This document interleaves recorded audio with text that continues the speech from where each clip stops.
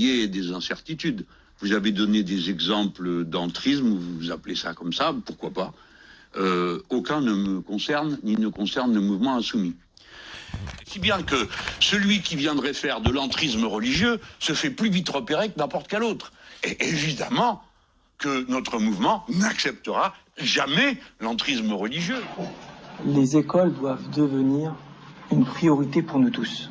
Aujourd'hui, nous devons nous dire, nos projets d'école et les projets de mosquée, c'est deux choses qui vont ensemble. On ne peut pas se dire, je vais faire une mosquée où mon fils passera le samedi et le dimanche dans le meilleur des cas, et délaisser une école qui par contre le gère quasiment 5 jours sur 7 pendant la semaine.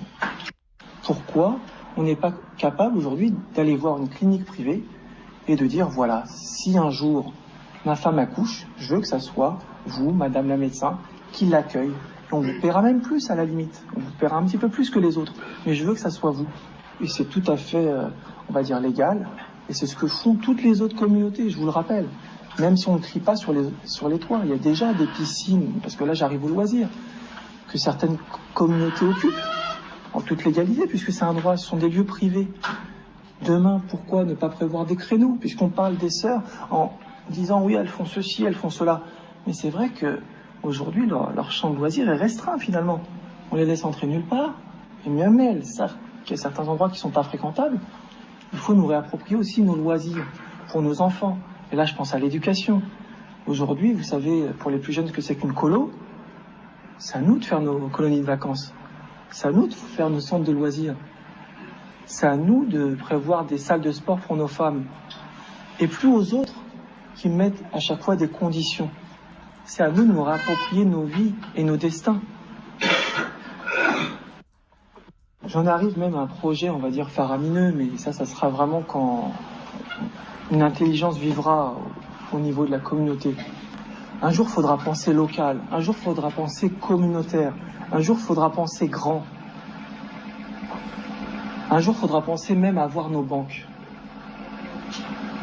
Notre monnaie locale. Dans votre ville, si vous avez une monnaie locale, et c'est fait dans certaines villes de France, et dans certaines villes d'Europe, ils se sont rendus compte que l'euro cassait tout, que l'euro était trop cher, que leurs jeunes ne travaillaient pas. Qu'est-ce qu'ils ont fait? Ils ont mis en place une monnaie locale. Monnaie locale. Qu'est-ce que ça veut dire en clair, monnaie locale? Vous arrivez, vous échangez 1 euro contre un torsi dinar, et après vous pouvez aller en priorité voir votre boucher halal qui accepte ces torsi dinars.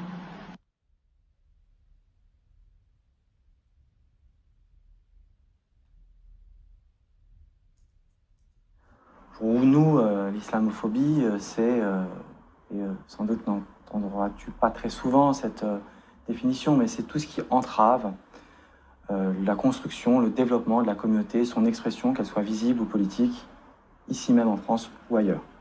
Est-ce qu'on est prêt à mener l'intifada dans Paris? Dans nos banlieues?